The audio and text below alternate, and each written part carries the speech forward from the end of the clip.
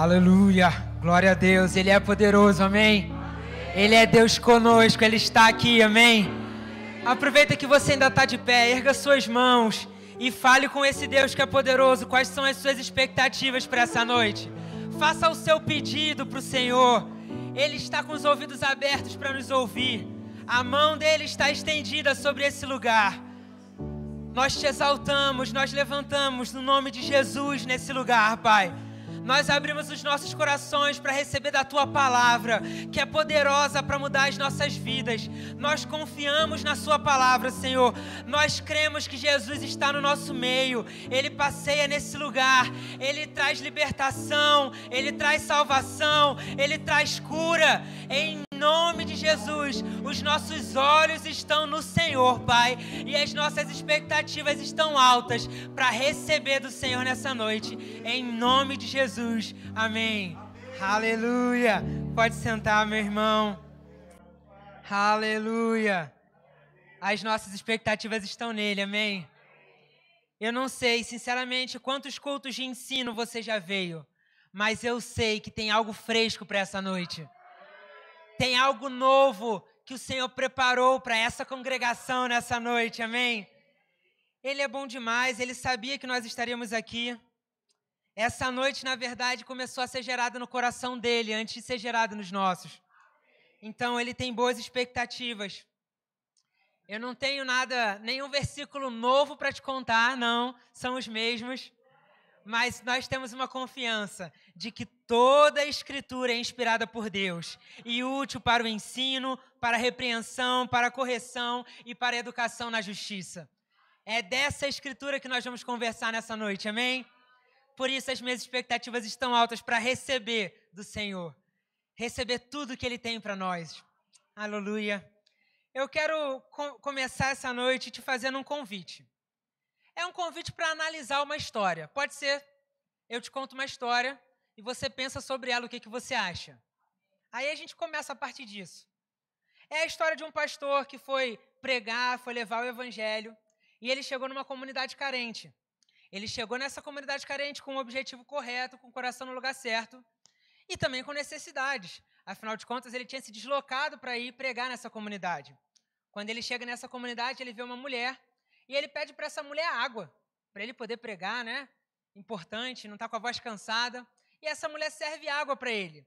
E o horário vai se aprofundando, o tempo vai passando, e ele pede para ele almoçar com ela. Esse pastor pede para almoçar com essa mulher nessa comunidade carente, se ela podia recebê-lo.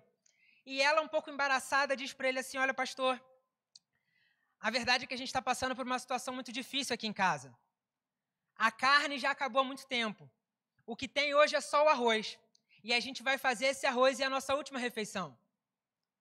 E nesse momento, talvez a minha expectativa como a sua, seja que esse pastor chegue e fale assim, olha, tudo bem, nós vamos providenciar socorro para você. Eu vou ligar para a Alê e para o Araújo, a gente vai organizar uma cesta e vai entregar aqui.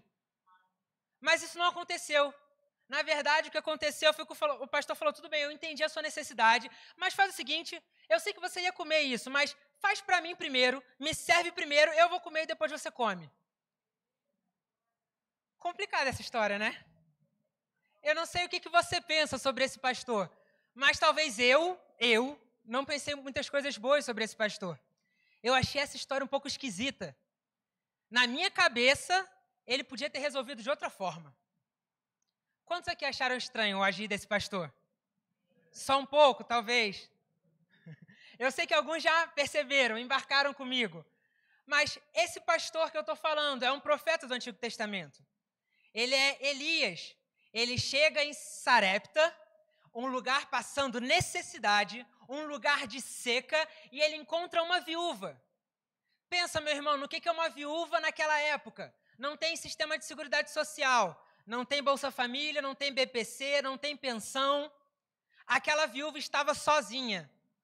Ela não podia fazer nada naquela sociedade. E o profeta encontra a viúva. E quando eu penso, o profeta vai resolver o problema da viúva, ele vai lá e diz, me serve primeiro, depois você come. Que negócio esquisito. Não era essa a minha expectativa quando eu li esse texto. E eu quero te convidar, antes que você comece a me chamar de herege, para abrir comigo lá no livro de Reis, no primeiro livro de Reis, capítulo 17. Porque talvez você, como eu espero que eu não esteja sozinho nessa, achou um pouco estranha essa história. Achou esse pastor meio esquisito. E mesmo que você já conhecesse o versículo sobre Elias, tem alguma coisa que não é como a gente imaginava aí? Mas a gente vai chegar num bom lugar, amém? É porque muitas vezes nós olhamos para a palavra de Deus, nós olhamos para a instrução de Deus, 1 Reis 17, versículo 8. Muitas vezes nós olhamos, talvez seja só eu, e se for só eu, talvez tenha mais alguém no meio e Deus estava falando só com a gente. Talvez. Mas talvez seja uma mensagem coletiva que possa edificar mais pessoas. Porque às vezes eu olho para a palavra e eu penso às vezes assim, olha, eu acho que eu faria diferente. Eu acho que eu não faria desse jeito. Porque a gente tem uma mentalidade de como Deus deveria ser em alguma medida, sabe? Ou de como Deus é. Talvez eu tente, às vezes, colocar Deus numa caixinha que é minha. Porque eu sou do verbo da vida. E o verbo da vida é maravilhoso. E talvez eu ache que Deus é do verbo da vida também. Às vezes. Mas Deus, grande revelação da noite, Deus não é do verbo da vida. Não tem ficha de membro. Jesus não tem ficha de membro no verbo da vida. Na verdade, se eu puder ir um pouco mais fundo, Jesus não era nem evangélico, vê se pode. Mas às vezes eu tendo a pensar que são só os evangélicos que entenderam esse negócio de Deus. E aí o pastor compartilha um vídeo de uma outra igreja, o pessoal orando em línguas, fogo descendo, e eu falo, rapaz, eu acho que Deus não cabe nessa caixinha que eu fiz para ele.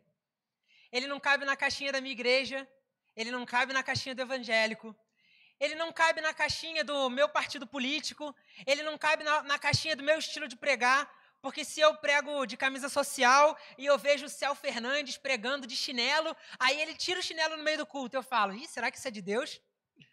Mas eu vejo os frutos e eu vejo, olha, Deus está envolvido nessa história.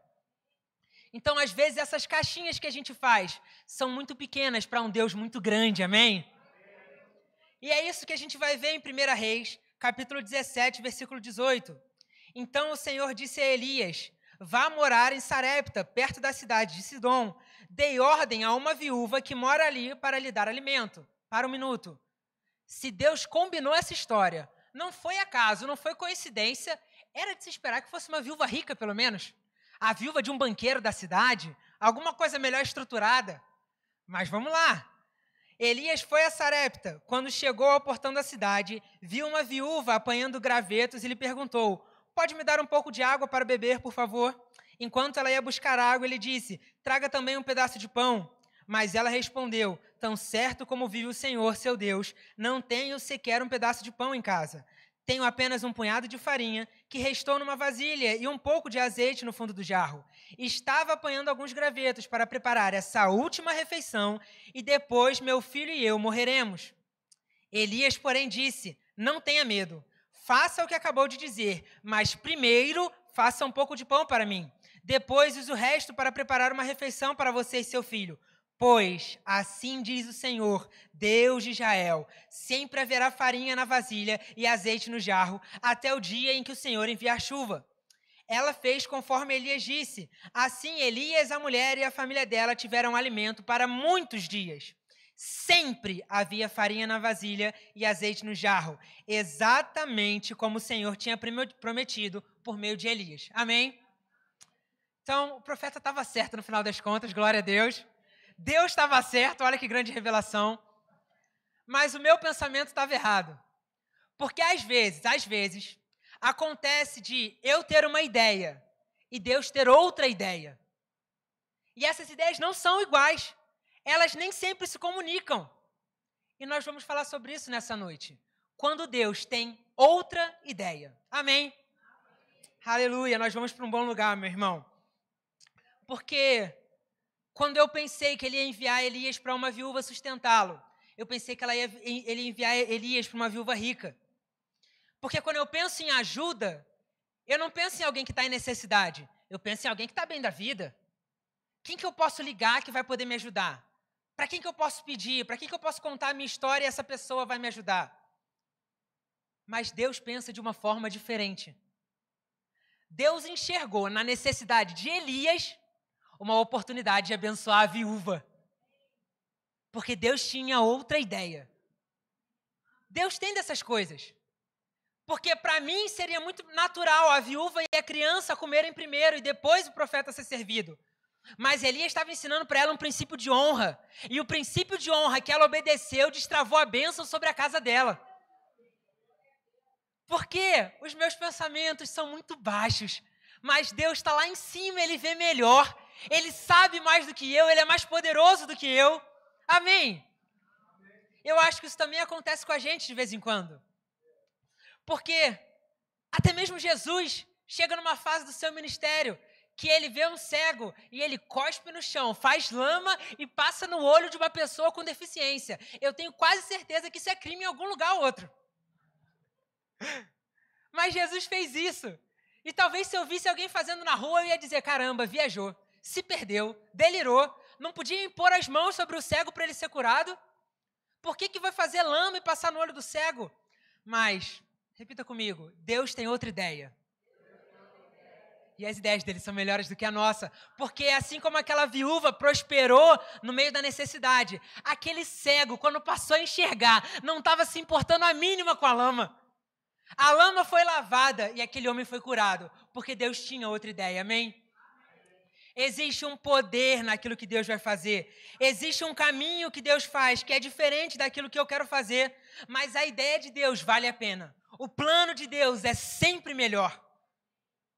Mas isso não é sempre confortável, vamos combinar? Porque às vezes nós temos uma ideia que parece muito boa. Uma ideia muito razoável. Uma ideia muito racional. Até mesmo uma ideia baseada em robustas evidências. Mas eu posso te dizer com tranquilidade, é melhor seguir o Senhor. É melhor obedecer o Senhor. Porque a Bíblia nos ensina, sabe? Deus trabalha com princípio e recompensa. A Bíblia nos ensina que seguir os princípios dele traz boas recompensas. É um lugar de segurança para as nossas vidas, mesmo que pareça estranho, mesmo que pareça desconfortável em algumas ocasiões, e mesmo que não faça sentido nenhum.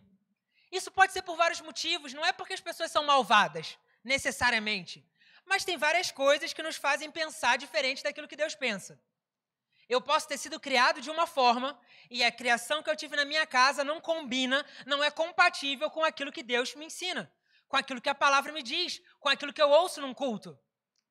Eu posso frequentar um ambiente onde o costume, a prática do ambiente é diferente da prática que a Bíblia me ensina. Eu posso ter uma ideia muito bem formulada na minha cabeça, com bons argumentos, com algo que eu estudei, procurei em bons lugares, bons autores, e mesmo assim isso ser diferente daquilo que Deus diz. Meu irmão, eu posso fazer as melhores contas para quem gosta, montar a minha planilha perfeita e saber qual é a decisão racional para aquela situação. Mas, às vezes, Deus tem outra ideia. E talvez a ideia dele seja grande demais para a minha cabeça. E a minha mente racional não consegue acompanhar o fluxo de Deus, o tamanho de Deus. Porque imagina se Deus estivesse restrito ao que eu posso pensar, ao que eu posso fazer. Seria muito sem graça. Mas os planos dele são maiores do que os meus. As ideias dele para a sua vida, para a sua igreja, para o seu ministério, são maiores do que aquilo que você consegue fazer sozinho. E é por isso que existe uma unção sobre a sua vida, capacitadora, para ir muito além daquilo que você pensou, muito além daquilo que você consegue fazer. Amém? Muitas vezes, as nossas ideias são boas, os nossos planos fazem sentido, mas Deus tem outra ideia. Eu gostei muito quando eu ouvi o pastor Scott Webb ministrando sobre descansar em Deus. E ele falava sobre isso, sabe? Ele estava com um público muito seleto, um público de pastores e ministros do nosso ministério.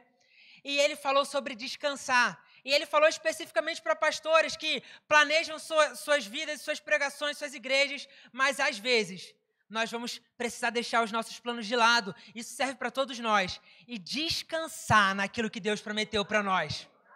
E eu te garanto que nesses dias nós vamos provar de um poder sobrenatural. Aleluia!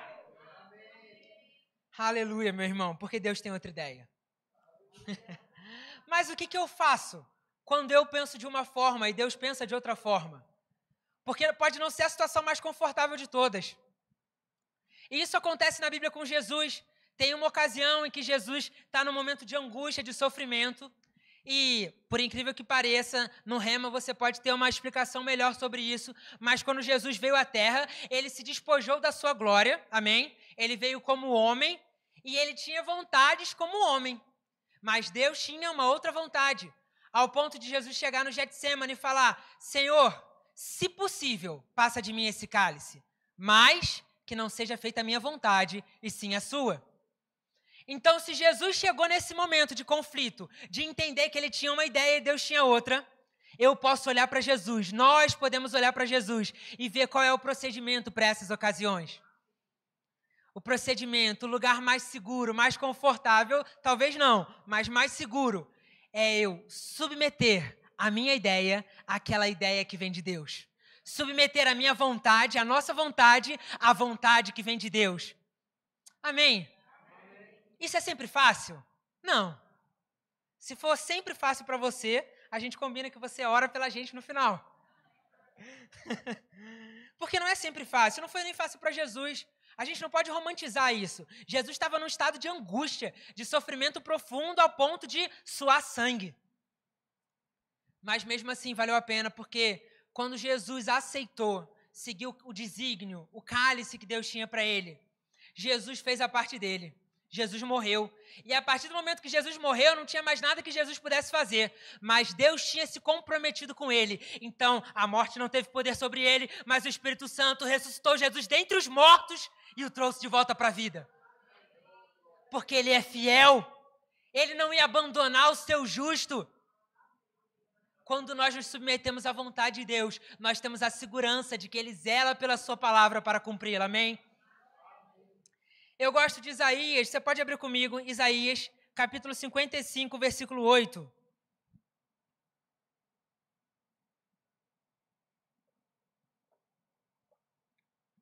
Profeta Isaías, capítulo 55, versículo 8. Porque os meus pensamentos não são os vossos pensamentos, nem os vossos caminhos, os meus caminhos, diz o Senhor. Porque assim como os céus são mais altos do que a terra, assim são os meus caminhos mais altos do que os vossos caminhos, e os meus pensamentos mais altos do que os vossos pensamentos. Amém? Meu irmão, te alegra saber que Deus pensa sobre você mais e melhor do que você mesmo pensa?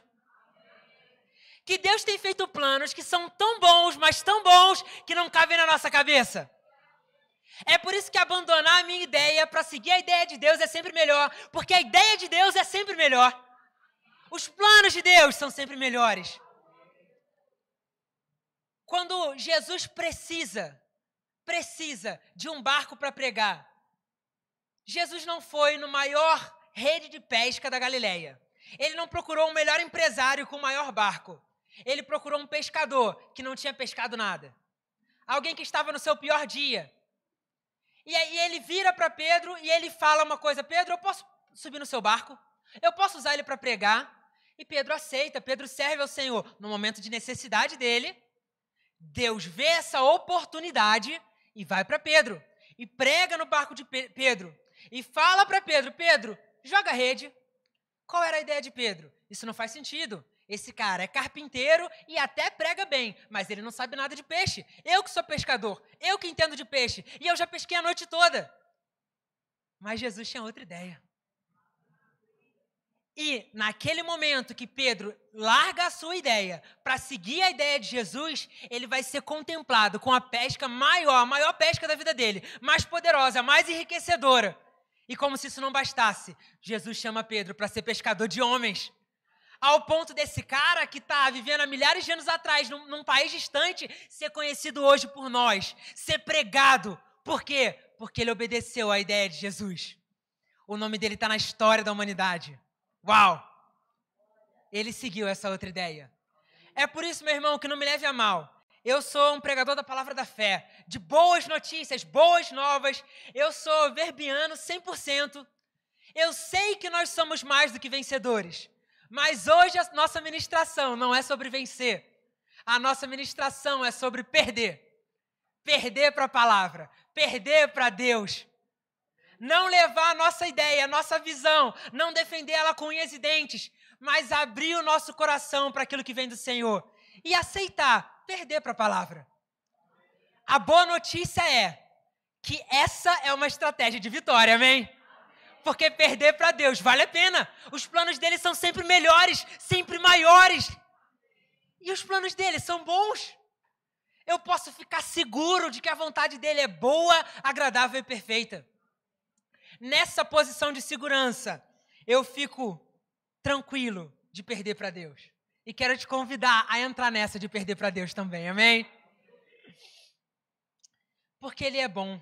Ele transformou a vida da viúva. Ele transformou a vida de Pedro. E essas eram pessoas que para o mundo não tinham valor. Eram pessoas para o mundo que não eram relevantes. Talvez se um homem natural estivesse procurando, olha, eu quero alguém que vai levar a minha mensagem, que vai chegar nas cidades, que vai pregar, que vai ensinar, ele ia procurar alguém qualificado. Ele ia procurar um fariseu de respeito, alguém de renome. Mas Deus não enxerga as coisas como nós enxergamos. Nós somos tão simples. Se a pessoa está aqui no púlpito, a gente fala com ela, abraça, reconhece, posta foto. As fotos do louvor, então, são maravilhosas, com luz brilhando. Mas às vezes a gente não reconhece outras pessoas em outros lugares. A gente tem menos capacidade de olhar por trás das malhadas, de enxergar as pessoas dos bastidores. Mas Deus tem outra ideia. Pessoas improváveis, e eu vou além, pessoas que nós não julgamos dignas, merecedoras dessa palavra. Deus tem outra ideia, porque Cristo morreu por todos, Ele não escolheu, então nós pregamos para todos, nós levamos palavra de salvação a todos, nós dedicamos o nosso tempo, o nosso empenho, os nossos recursos para que todos sejam alcançados.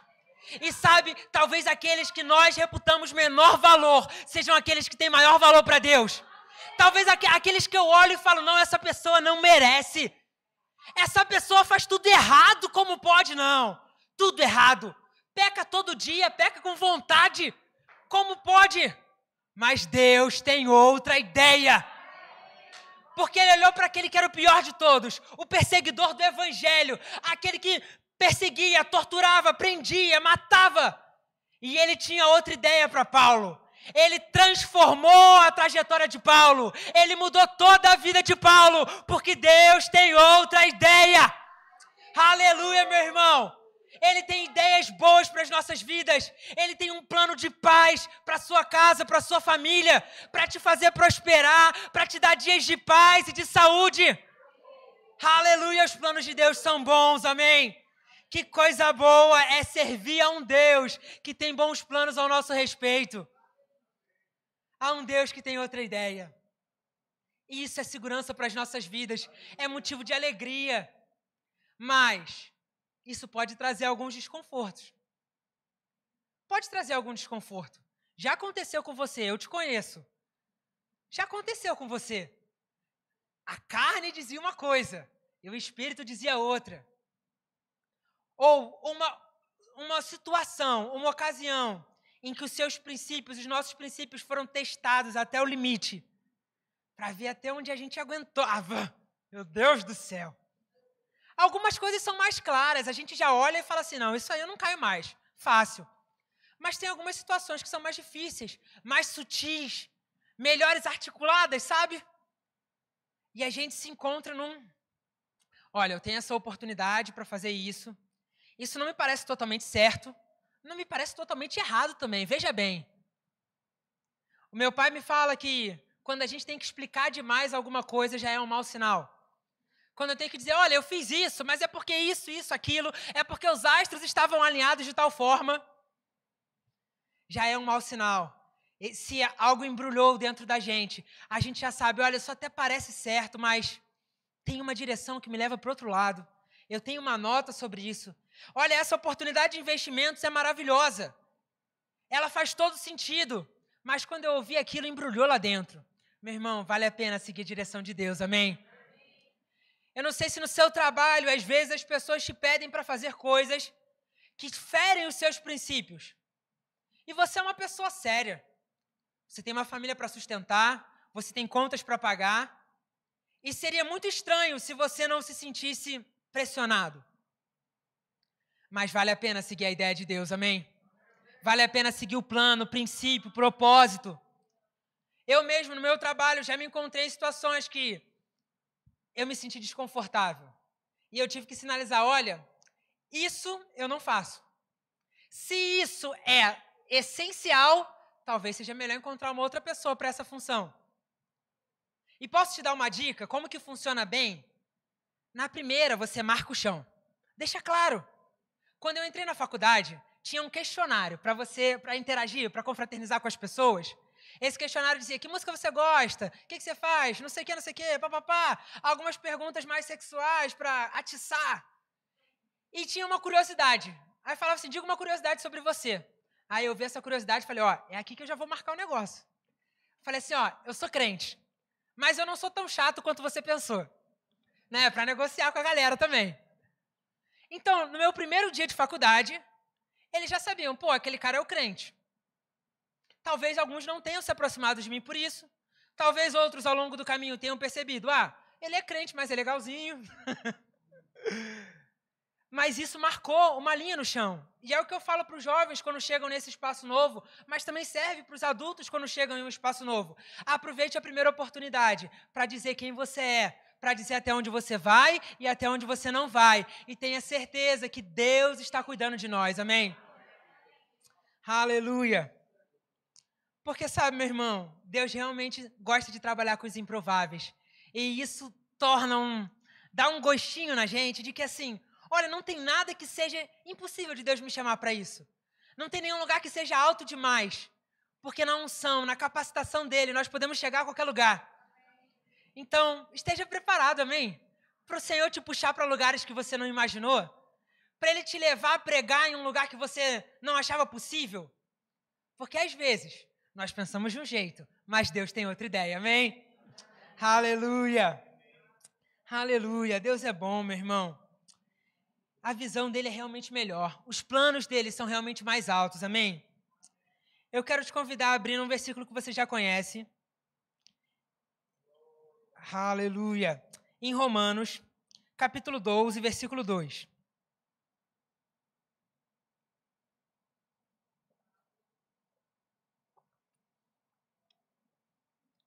Por quê? Pode acontecer de nós já estarmos convencidos. Faz sentido, Deus tem outra ideia. E tá tudo bem. Eu abro mão da minha ideia, eu abro mão do meu plano para seguir o plano de Deus. Mas como que eu faço isso? Romanos traz para a nossa vida um fundamento que nos permite viver essa vida alinhada ao plano de Deus. Romanos 12, versículo 2. Alguém já me zoou que 12 e 12, né? Que eu tenho um pouco de carioquês aí. Mas tudo bem, 12, tudo certo. Romanos 12, 2. E não vos conformeis com este século, mas transformai-vos pela renovação da vossa mente, para que experimenteis qual seja a boa, agradável e perfeita vontade de Deus. As mesmas palavras que nos trouxeram até aqui vão nos levar ainda mais longe, amém? Romanos 12, 2 é segurança para as nossas vidas, porque ele diz, não vos conformeis com esse século. Você sabe que conformar é tomar a forma de alguma coisa. De tanto que se eu te perguntar qual é a forma da água, depende no que você está colocando ela. Se você colocar num copo, ela vai ser arredondada. Se você colocar numa forma de gelo quadradinha, ela vai ser quadrada. Por quê? A água se conforma com o ambiente no qual é colocada. Minha mãe comprou uma forma de gelo bonitinha de frutas. Então, se você for lá em casa, vai ter gelo de melancia, gelo de maçã, gelo de uva. Porque a água se conforma ao ambiente. Mas a revelação dessa noite é, nós não somos a água, amém? A nossa mente não vai se conformar ao que esse mundo diz, ao que esse mundo prega, ao que esse mundo ensina. Mas a nossa mente é renovada pela palavra. E quando ela é renovada, tudo aquilo que eu trouxe de errado da minha experiência de vida, tudo que eu trouxe errado da criação dos meus pais, tudo que eu aprendi errado, vai sendo lavado. E a água da palavra vai me limpando ao ponto da minha mente ser mais parecida com a mente de Cristo. Amém? Nós podemos nos moldar, nos adequar, nos encaixar nesse plano de Deus. E por mais que às vezes isso pareça violento, Por mais que isso às vezes pareça que eu estou perdendo alguma coisa, a verdade é que eu estou ganhando, porque os planos de Deus são bem mais altos, bem melhores e bem maiores do que os nossos, amém? Aleluia! E é por isso que a nossa confiança está na palavra. A palavra é uma base segura. Na verdade, a palavra é a rocha na qual nós fomos construídos. E Jesus diz que sobre aquele que construiu a casa, sobre a rocha e sobre a areia, o mesmo vento, a mesma tempestade atingiu as duas casas. Aquela construída sobre a areia desabou, mas aquela construída sobre a rocha permaneceu. Eu declaro que assim vai ser com a sua vida. Os ventos podem uivar, a tempestade pode chegar, mas construído sobre a rocha você permanecerá inabalável, em nome de Jesus. Inabalável. A sua casa, a sua família, inabaláveis. O dia mau chega para todo mundo. A conta, o diagnóstico, a má notícia, mas nós permaneceremos inabaláveis. E isso está relacionado a edificarmos a nossa vida sobre a rocha, a renovarmos a nossa mente com a palavra. Abra comigo em João, no capítulo 6, versículo 60.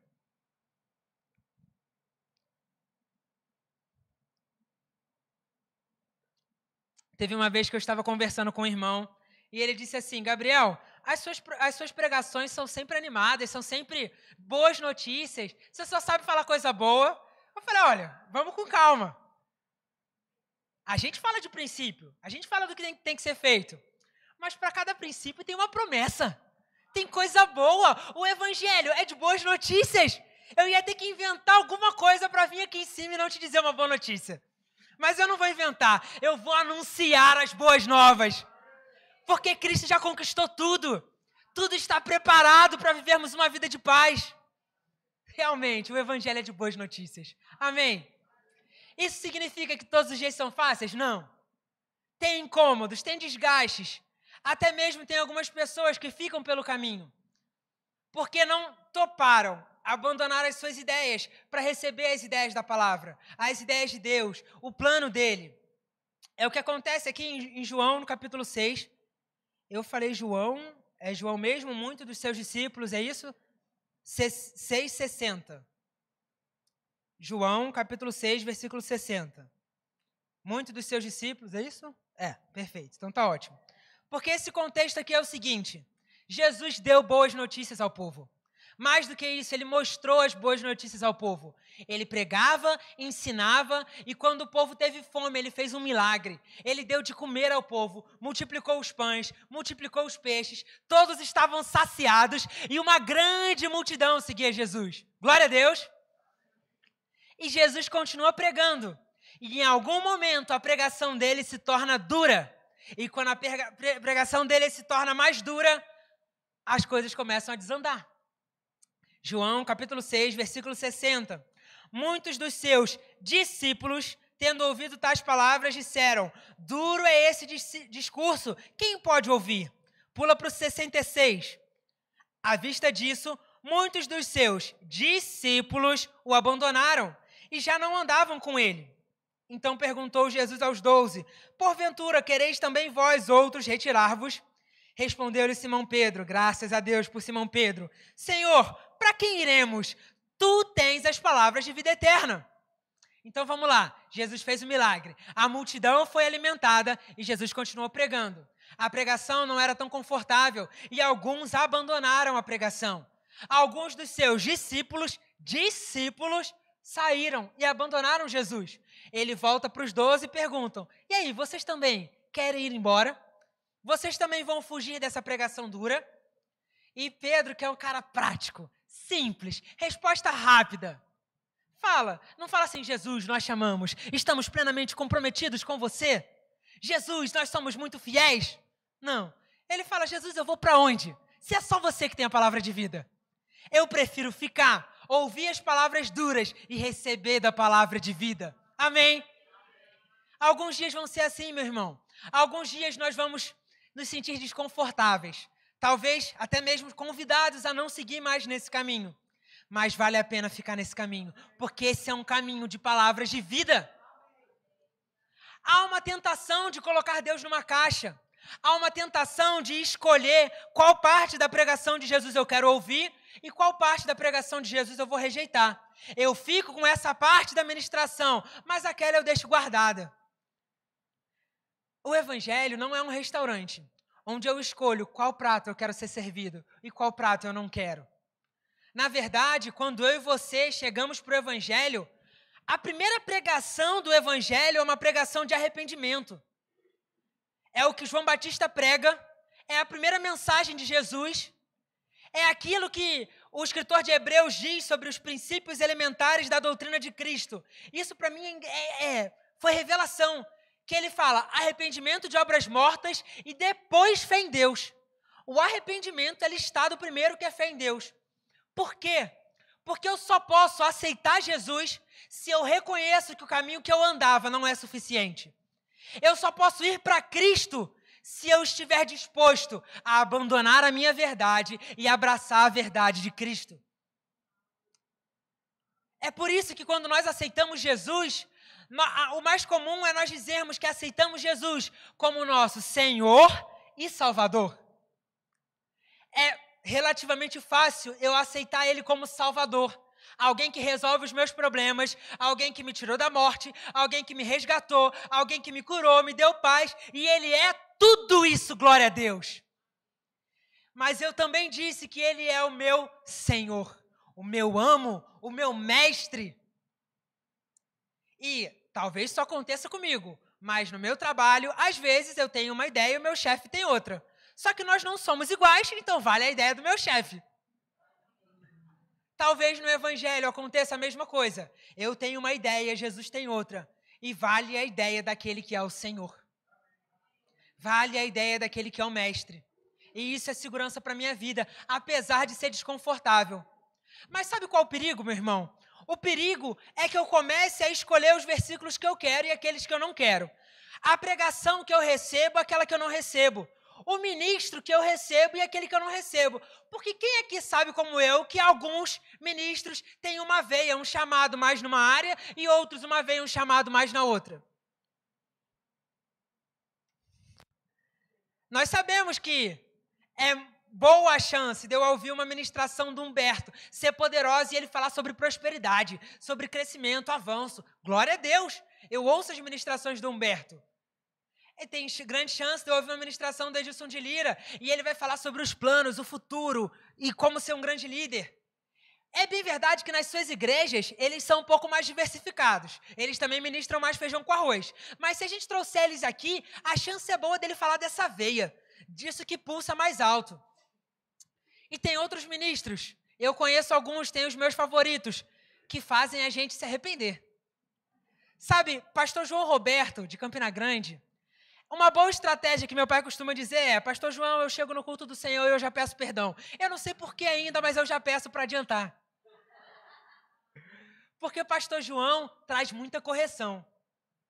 E se eu não ouvir a correção do pastor João, eu vou ser privado daquilo que eu tenho para receber. Da mesma forma, eu corro o risco da minha oração estar totalmente focada em mim. Daquilo que eu penso, que eu prego, que eu falo, está totalmente focado em mim. Não está alinhado à vontade de Deus. E sabe que uma religião que está focada em mim é uma grande idolatria? Se eu leio a Bíblia e eu avalio aquilo que eu vou seguir, aquilo que eu não vou seguir, Deus não é mais Deus, o Gabriel que é Deus, mas a religião do Gabriel não vale de nada. Nada. Por isso que vale a pena eu abandonar a minha ideia e seguir a ideia de Deus. Mas nesses tempos, como foi profetizado, existem muitos que rejeitam a sã doutrina e buscam para si mestres que digam aquilo que eles querem ouvir.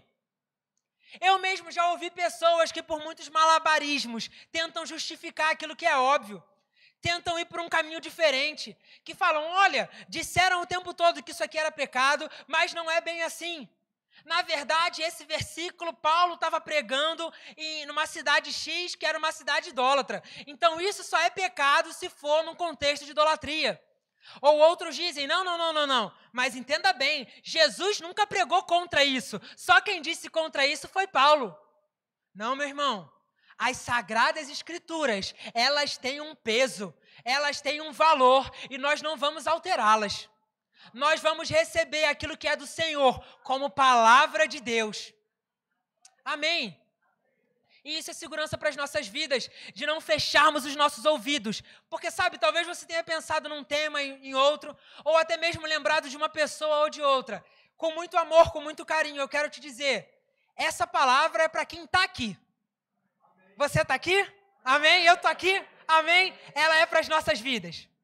Para nós não rejeitarmos uma parte que nos desagrade. E talvez não seja algo tão grande, mas tem coisas que a gente pode estar escolhendo. Receber e não receber.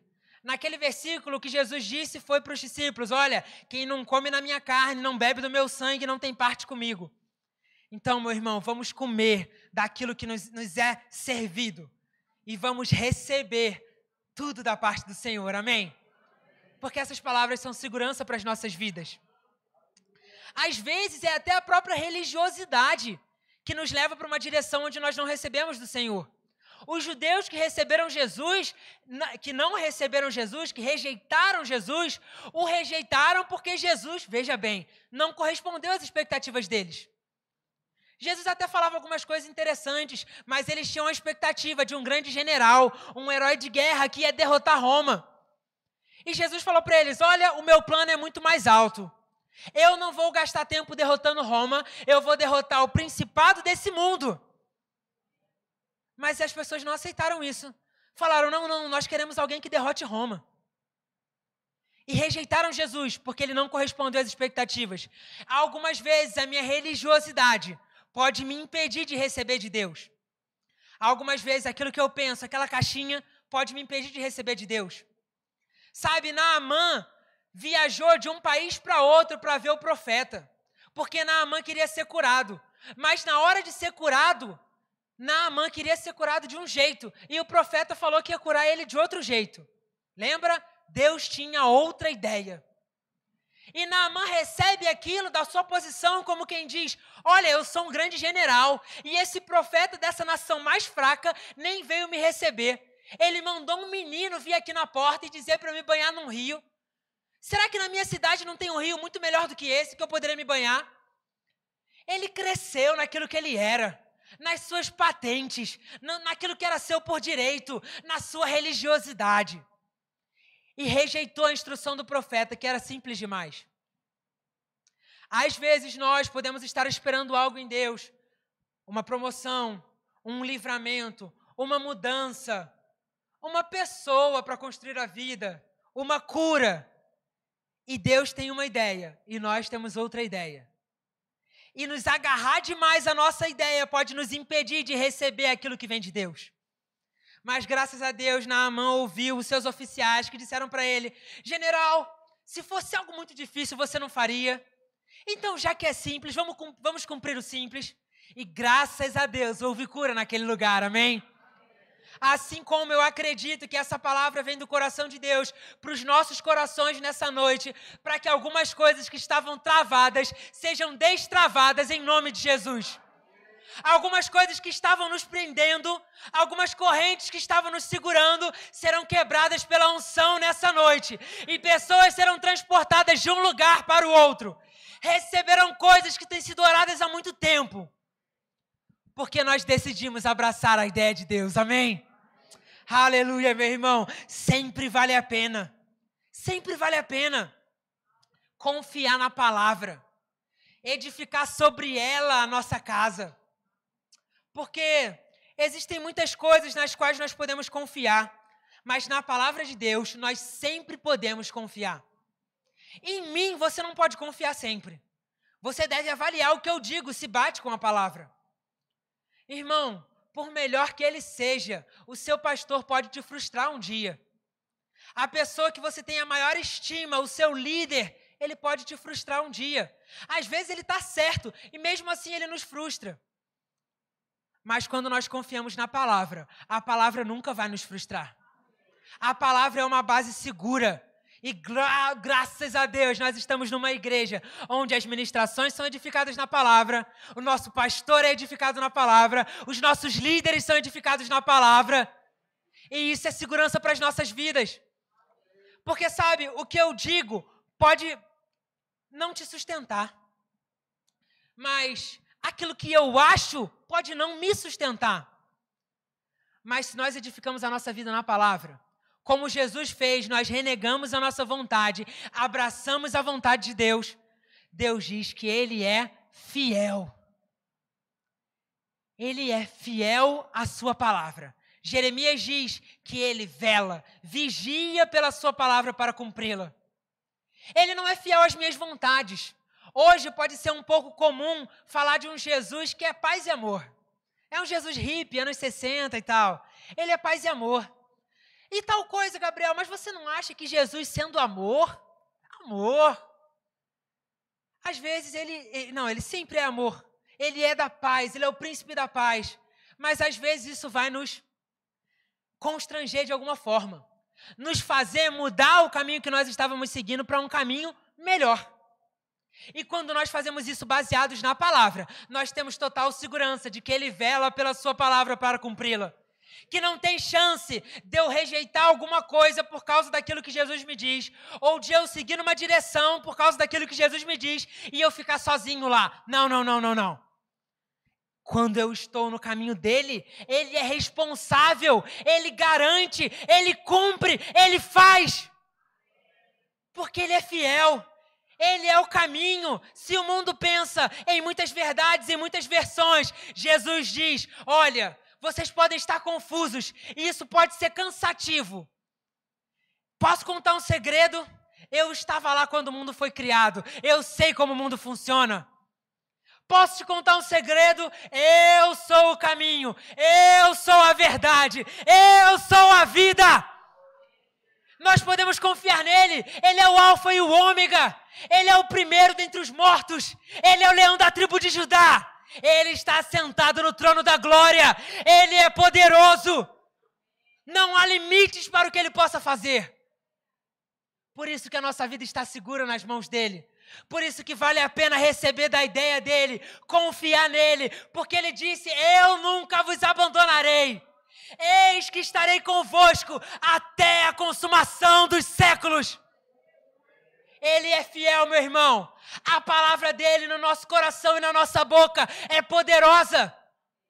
Quando nós estamos firmados na palavra, nós podemos aceitar, abraçar e frutificar nessa ideia de Deus. Essa não é a palavra da fé que pregamos. Cremos com o nosso coração e declaramos com a nossa boca. Declaramos aquilo que Deus já disse a nosso respeito. Porque quando a doença se levanta, Deus já tem uma outra ideia. A ideia dele é que Cristo levou sobre si as nossas dores e enfermidades. O castigo que nos traz a paz estava sobre ele. E pelas suas pisaduras nós somos sarados. Se o mundo vem me dizer de falta, Deus tem outra ideia. A ideia dele é prosperidade. Se o mundo diz que os filhos são isso mesmo, na adolescência só piora. Deus tem outra ideia. Ele diz que ensinamos a criança no caminho e ainda que cresça não se desviará dele. Deus tem outra ideia. Essa palavra é poderosa na boca de Deus e é poderosa na sua boca. Porque quando o nosso coração está cheio da palavra, a nossa boca fala fé. E nós somos da palavra da fé. Porque essa palavra tem poder na boca de Deus. E tem poder na nossa boca. Sabe quando Jesus diz em Marcos 11:23, olha, se disser a este monte, ergue-te, lança-te no mar e não duvidar no seu coração, vai acontecer segundo aquilo que você diz. Eu ouvi Jânio falar sobre isso e eu achei maravilhoso. Sabe, aquele monte vai reconhecer a palavra que vem de Deus. Porque aquele monte não existia, mas pela palavra de Deus ele passou a existir. Foi Deus que disse, haja terra, haja parte seca e haja mares. Foi Deus que criou todas as coisas. E quando a palavra de Deus é dita na sua boca, cheia de fé, as circunstâncias vão ouvir a voz de Deus. Elas não vão ter outra opção a não ser seguir a voz de Deus. Meu irmão, é um futuro glorioso nas nossas frentes.